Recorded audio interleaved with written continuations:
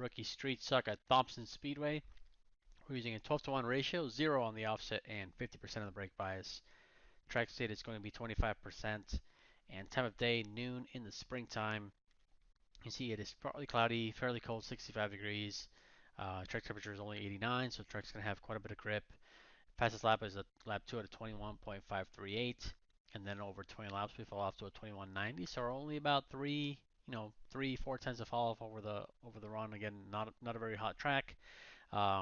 Very unique racetrack this week. So we'll take a look here as where to run and how to find the most speed with the street stock at Thompson. All right, so here we take off pit road, and you're going to use this little access road to access the racetrack. Once you get out onto the racetrack, there is no, cone, obviously, because it just feeds you out onto the racetrack. So at this point, obviously, if you're in a practice or in a race, just check your mirrors, don't merge straight out into traffic. But right here, we're going to use the warm-up lap and then lap 1 to see how much grip there is on the racetrack. I expect a decent amount of grip, again, 89 degrees on the racetrack. Um, Remember, the brake bias is at 50%, so you're going to be expecting a little bit of extra rotation on that entry. And as you can see here, I'm just playing lap 1 at speed, but we're going to enter turn 3 here, coming to the white flag, all the way on the high side as usual.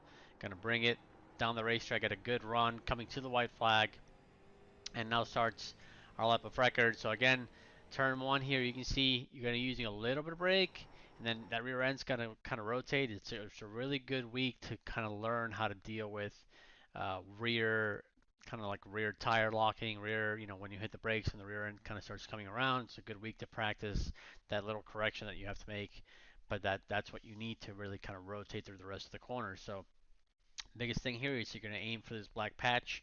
That's where the most grip is going to be. Down here, there's less banking, so absolutely you don't want to go down there. You can straddle it a little bit, so you see I enter turn 1 right here, give it a little bit of wheel input, and then towards the exit, you can kind of straddle that difference right there. The lower banking is kind of more down here by the yellow line, but you can kind of straddle the darker pavement and the lighter pavement a little bit here on the exit. And you come off turn 2. Now turn 3 entry, that's where the car really gets loose. So you hit the brake, you can see immediately the wheel input. If you focus on the little wheel input down here, you see as soon as I hit the brakes, I'm kind of correcting a little bit back to the center.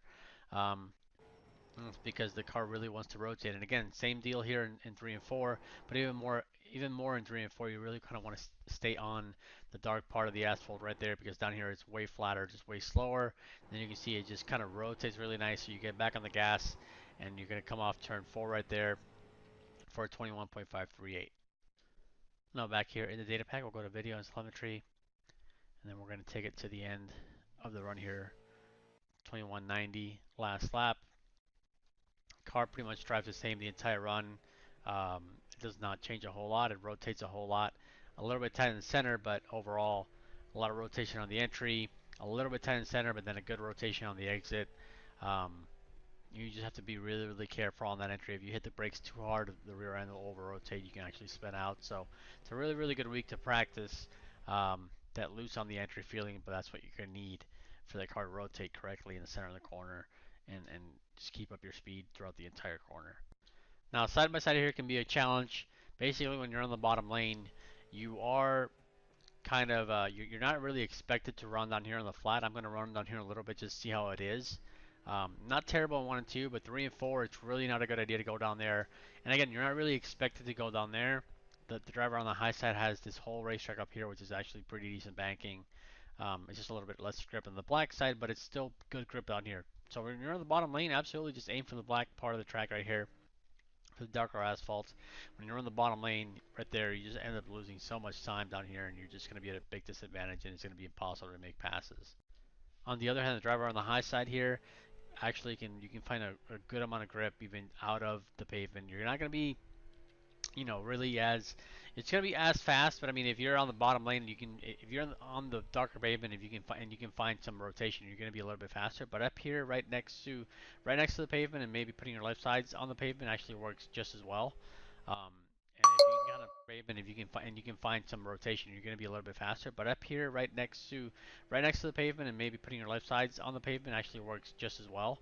And if you can kind of force that driver on the bottom to maybe kind of be a little bit scared to slide up and maybe go down onto the flat, you're going to have a huge advantage if you're in the high side. Now as we go to our driving stats, we're going to hit see video and then top right on laps.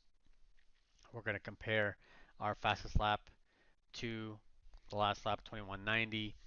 And you can see I'm actually a little bit more aggressive on brakes on the entry to turn one. But that's because I'm getting all that momentum coming to the white flag. And then more aggressive on throttle, basically on older tires because the car is a little bit tighter. Where on newer tires, I'm having to just be a little bit more careful getting back on the gas because the car rotates so well.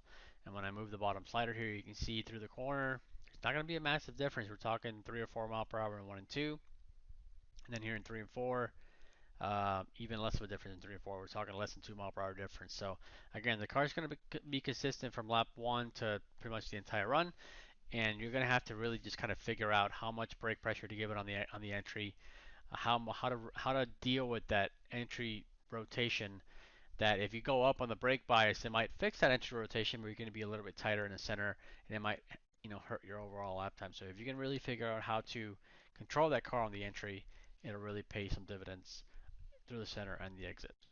Quick reminder that we offer one-on-one coaching here on VRS. Here is a list of the coaches, and when you select one of the coaches, here selecting myself, you can go to request session, and here are the rates, and you can schedule a time and date to schedule your coaching session.